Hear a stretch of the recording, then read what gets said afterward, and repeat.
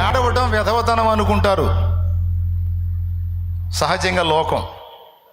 కన్నీరు గార్చడం వెధవతనం అనుకుంటారు సహజంగా లోకం. అందుకే జెంట్స్ చాలామంది కన్నీళ్లు పెట్టుకోరు. వానికి ఎంత బాధ కలిగినా ఏ కాడికి కళ్ళల్లో నీళ్లు కళ్ళల్లోనే గుక్కుతూ ఉంటాడు కానీ బయటపడాడు.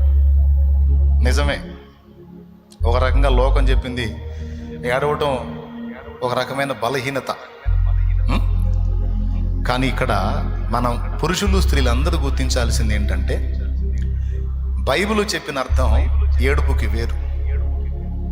బైబిల్ చెప్పిన అర్థం ఏడుపుకి ఏంటో తెలుసా? కన్నీటికి మగసిరి అన్నాడు. విచిత్రమైన అర్థం ఇచ్చాడు బైబిల్. ఏడ్పుకి బైబిల్ ఇచ్చినటువంటి నిర్వచనం మగసిరి.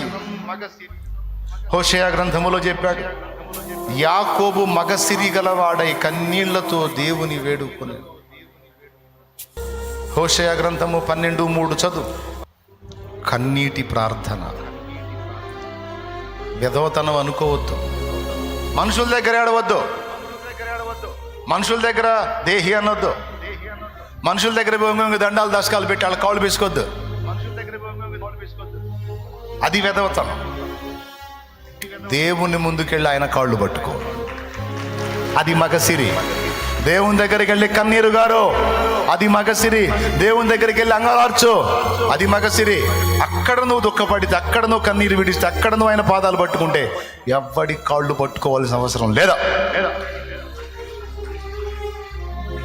అక్కడ నువ్వు కన్నీరు గార్చి మొర్ర పెట్టగలిగితే ఎవ్వడి దగ్గరికి పోయి నువ్వు ఏడవాల్సిన అవసరం లేదు. మొత్తం నా తండ్రే చూసుకుంటాడు.